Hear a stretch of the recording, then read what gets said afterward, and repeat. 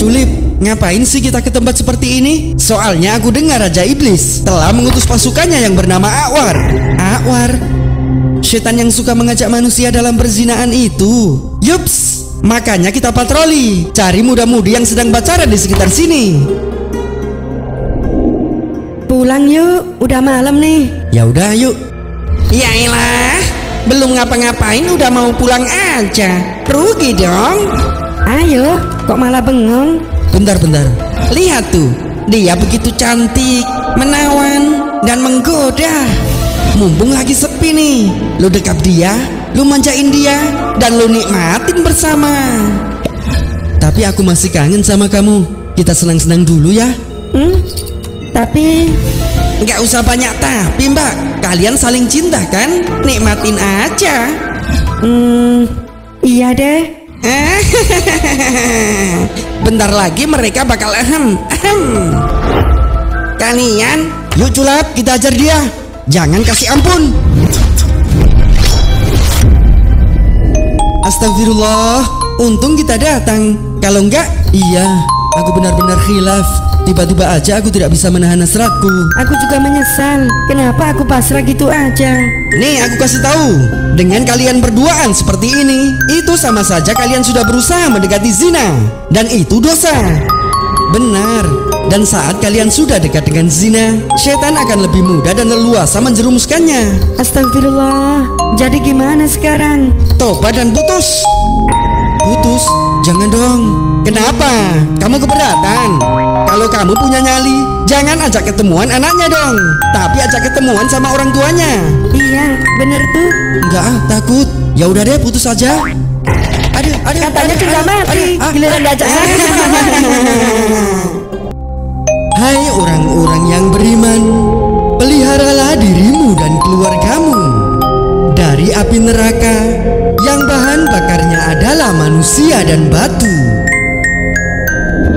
Beruntunglah, menurut catatan amal ini, kalian banyak sekali mengumpulkan pahala semasa di dunia.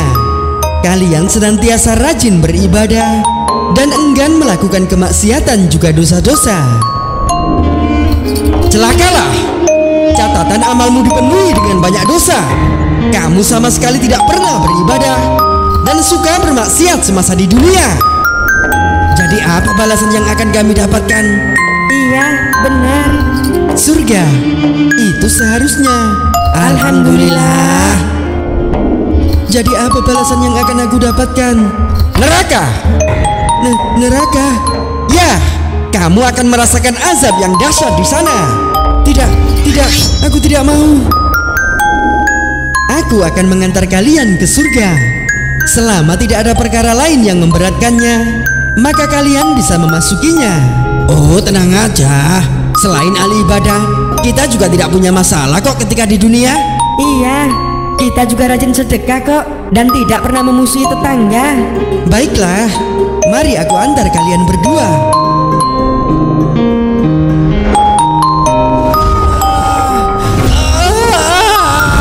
Tolong lepaskan aku mohon. Diamlah, tangisanmu tidak ada gunanya di sini. Tapi aku sudah tidak kuat lagi dengan semua ini. Siapa suruh di dunia banyak dosa? Ya, tunggu. Kenapa? Di manakah orang tuaku berada? Orang tuamu sedang melangkah menuju surga. Tolong, tahanlah. Aku ingin meminta keadilan dengan mereka. Keadilan apa yang kau maksud?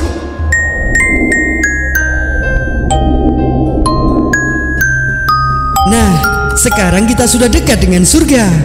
Lihatlah.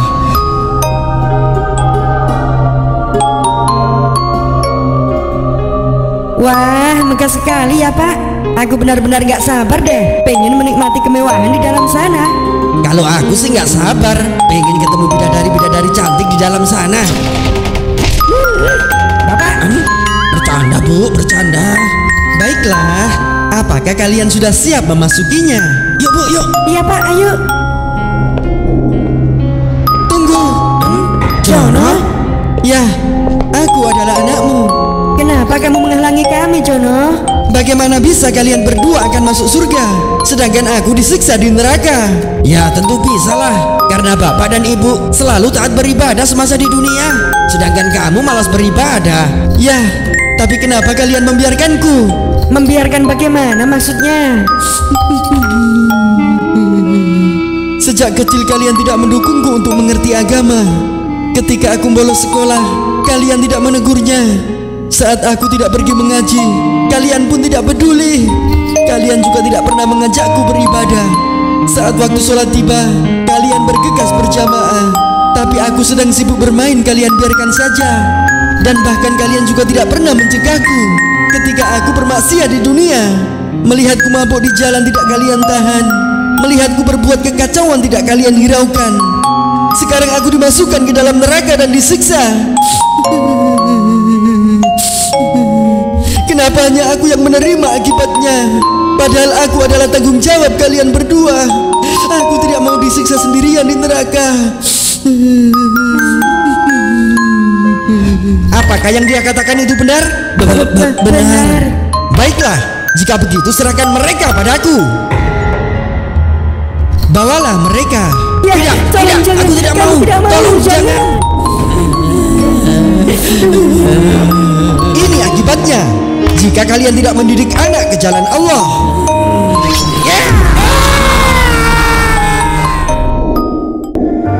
Yang sabar ya Bing, pengorbananmu tidak akan sia-sia kok.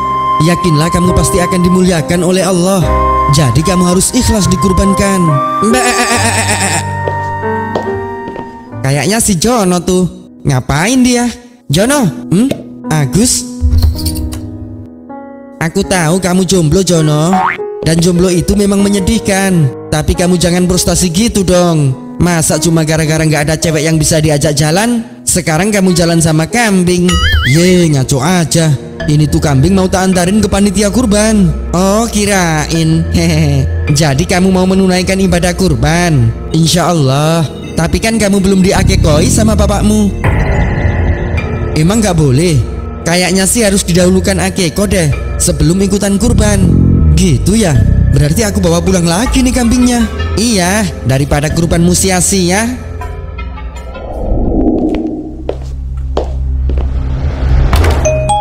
Itu kenapa kambingnya dibawa balik? Gak jadi kurban?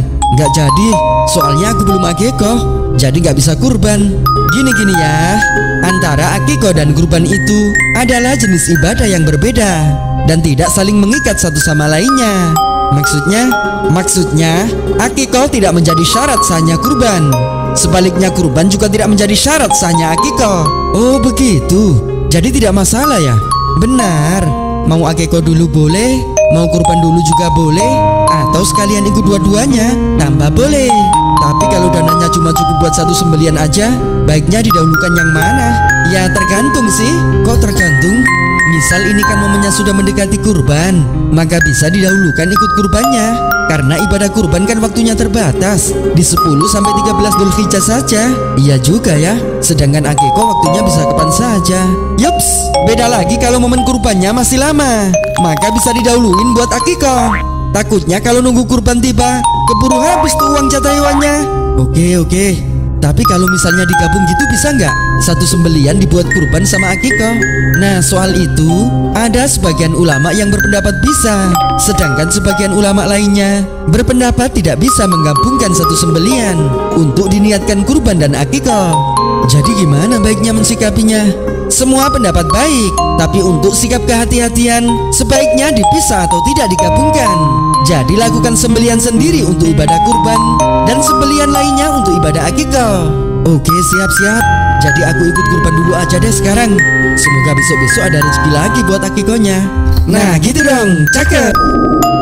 Dan bagi tiap-tiap umat telah kami syariatkan penyembelihan supaya mereka menyebut nama Allah terhadap binatang ternak yang telah dirizkikan Allah kepada mereka. Maka Tuhanmu ialah Tuhan yang Maha Esa. Karena itu berserah dirilah kamu kepadanya dan berilah kabar gembira kepada orang-orang yang tunduk patuh kepada Allah.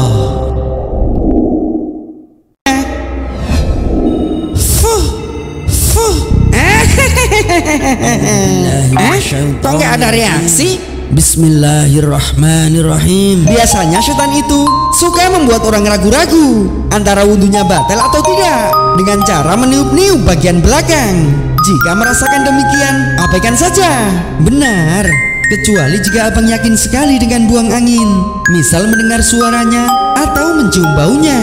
Qul a'udzu birabbin nas, malikin. Ya udah deh, gua ganggu dia dengan bisikan aja.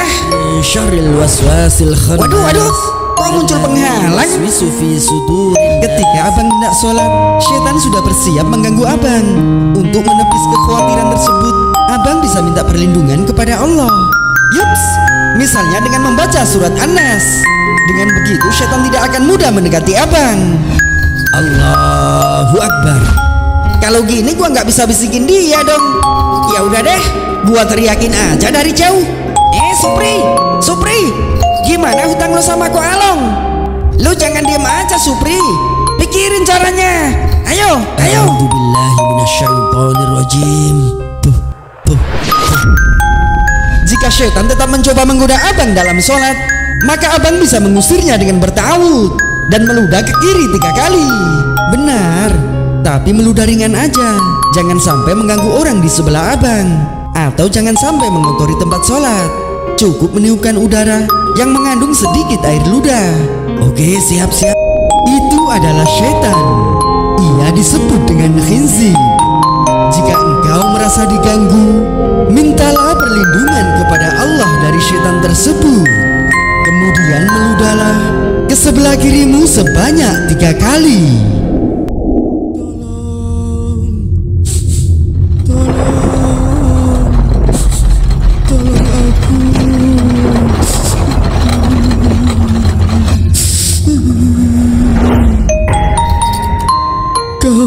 Kau datang lagi? Ya, aku akan selalu datang untukmu. Apakah belum cukup kau menyiksaku? Belum. Semua ini karena dosa-dosamu semasa di dunia. Tapi aku sudah disiksa habis-habisan sejak datang ke alam barzah ini. Tidak bisakah kau memberiku ketenangan pada hari ketika aku di alam kubur ini? Ketenangan katamu? Tidak bisa. Mengapa? Semasa di dunia, kamu termasuk orang yang kikir, tidak mau berbagi pada orang-orang yang membutuhkan. Justru kamu sengaja memeras orang lain demi keuntunganmu sendiri. Benarkah begitu? Tidak, itu tidak benar.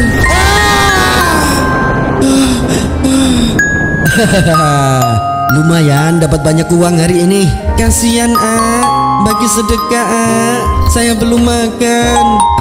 Bukan urusan gua. Enak aja minta-minta. Udah, jangan sedih.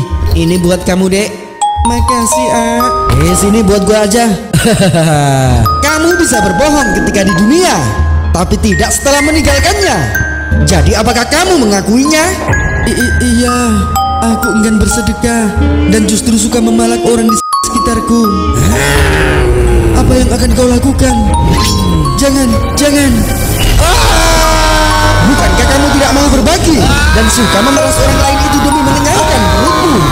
Maka rasakan ini sekarang. Ya Tuhanku, sekiranya Engkau berkenan menunda kematianku sedikit waktu lagi, aku akan dapat bersedekah. Penyesalanmu tidak ada gunanya sekarang. Bukankah dulu kamu sudah diperingatkan? Tapi kenapa kamu tidak mau bertaubat? Astagfirullah, Jono, jangan lakukan itu. Kita itu harus berbagi dengan orang yang membutuhkan, dan kita tidak boleh mengambil apa yang bukan hak kita. Suka-suka gua, emang apa masalahnya? Kamu nggak takut dengan azab Allah? Gua nggak percaya azab, itu cuma omong kosong. Omong kosong katamu? Iya, itu karena dulu aku tidak percaya kalau hari pembalasan itu ada. Lalu sekarang? Sekarang aku percaya. Setelah aku merasakan semuanya, supaya kamu lebih yakin lagi bahwa hari pembalasan itu ada, maka terimalah ini. Tidak, jangan. Tangan ini kayak yang suka kau gunakan untuk merampas hak orang lain.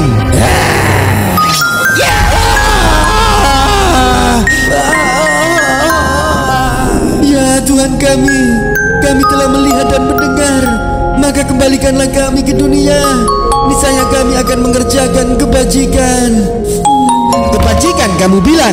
Iya, Aku akan beramal soleh. Jika aku dikembalikan ke dunia, aku menyesal. Apa kamu lupa? Dulu di dunia, kamu jelas-jelas melawan perintah Allah dan menolak ajakan Rasulullah. Istighfar Jono, bertaubatlah. Yakinlah Allah itu maha pengampun. Ah, sok tahu lu. Bukan aku Jono, tapi itu seruan Allah melalui Rasulnya, dan kita wajib mentaatinya. Kita, lo aja yang ikut. Gua nggak mau diatur-atur siapapun. Karena kamu tidak mau mengikuti perintah Allah dan mentaati Rasulnya, maka sekarang rasakan akibatnya. Tidak, jangan. Ya Tuhan kami, tangguhkanlah azab kami dan kembalikan kami ke dunia, walaupun sebentar saja. Niscaya kami akan mematuhi seruanmu dan kami akan mengikuti Rasul-Rasulmu.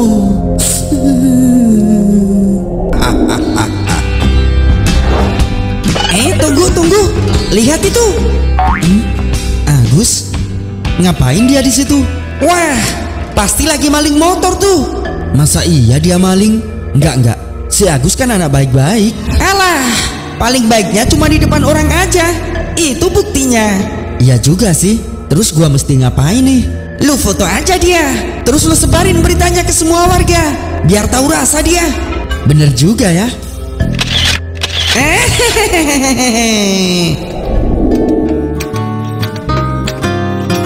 Oh ya bang, acara Agustusan nanti enaknya warga diajak ngapain ya? Nah itu yang mau kita bahas. Tapi nunggu Ko Along dulu. Emang dia lagi di mana bang?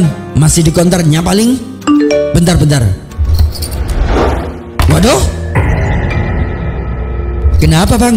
Lihat nih, ini bukannya motor Ko Along. Iya bang. Waduh, siapa tuh yang maling bang? Si Agus. Untung ada yang sempat foto, jadi bisa buat bukti nih. Pasti sekarang si Agus udah jadi buruan warga nih. Betul itu.